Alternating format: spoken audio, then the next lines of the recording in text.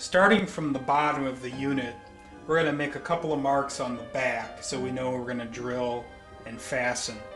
We're going to make a mark at the 4-inch, the 13-inch, and the 22-inch marks. These allow you to have fasteners equidistantly.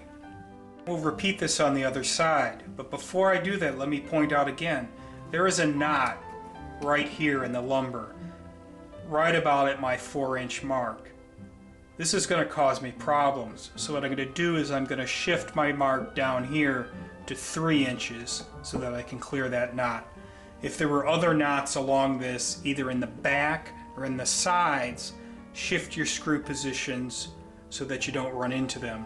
This is going to be completely invisible once the owl box is mounted, so the exact distances are not critical. So in this case, instead of 4 inches, I'm marking it 3, and then 13 looks clear, so I'll put a mark there, and 22 inches looks clear, so I have a mark there. And I'm checking on the side to see if there are any knots to go into on the side, and there are not. So it's safe to drill here. Now that I've made the marks, it's time to drill the pilot holes. Double check to make sure that you've got your 2-inch overhang at the bottom, and then you'll pre-drill. Just like on the front, you want to make sure that these two, the back and the side, are flush. And then fasten with a 1 5/8 inch screw.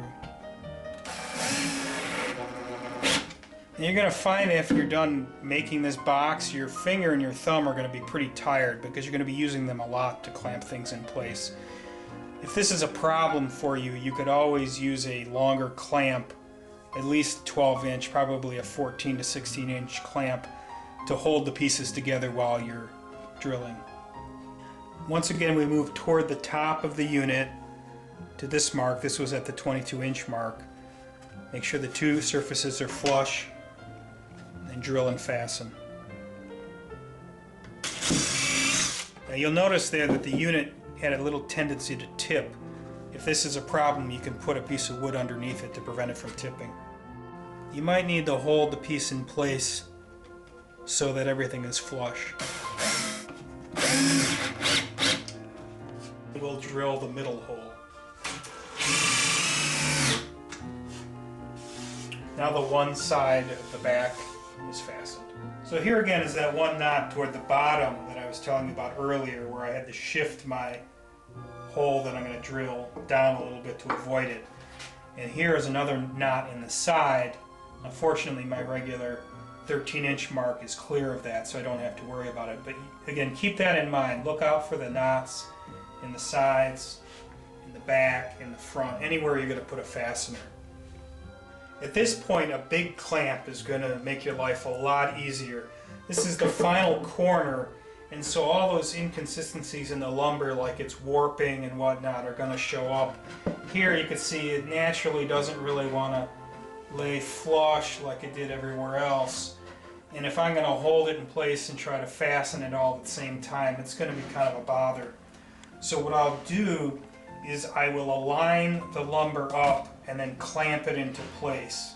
Now, I love these Bessie clamps because they'll either clamp up that way or you could switch them over and they act as spreaders. It's very handy for when you've got unruly lumber. In this case, I'm going to use it as a clamp. I'm going to extend it all the way out to almost its maximum. Start giving it a little pressure. It's not really that tight now, but it's firm. So as it's holding the piece in place, I'm aligning it so it's flush. Once everything is flush, give it a little bit more tightness to hold it in place. Now that all of this is held in place, I can drill and fasten. One down. So let's remove the clamp, and we're going to move toward the other end. It's the same basic procedure. You're going to kind of get it so it's a little bit firm. Line the lumber up. Give it a little more tightness. And then drill and fasten. The two end screws in place, you probably won't need the clamp for the center, but I'll use it anyway just to be consistent here. Just push it in a little bit, get a little bit of clamping, and then I'll drill. Now you can really see here why I love to have these two tools, a separate drill from a separate driver. Makes it a lot quicker. The only problem with the Makitas is they both look so similar, I end up grabbing one instead of the other. I think maybe I'll spray paint one sometime. So now the back is attached to the owl box using 3 fasteners on each side, or a total of 6 fasteners. So you've got 6 in the back, and 6 in the front. At this point you should check your work and make sure that everything is nice and tight. If you find that there are larger gaps in between the front and the back and the sides, you may need to back out these screws, clamp it into place, and then refasten. It doesn't have to be super tight because in the end it's an owl box, it's going to be outside. But you do want to try to prevent as many larger gaps as possible. It also means by minimizing that you have a much stronger owl box. By now this box is actually very, very strong. Let me show you how strong it is.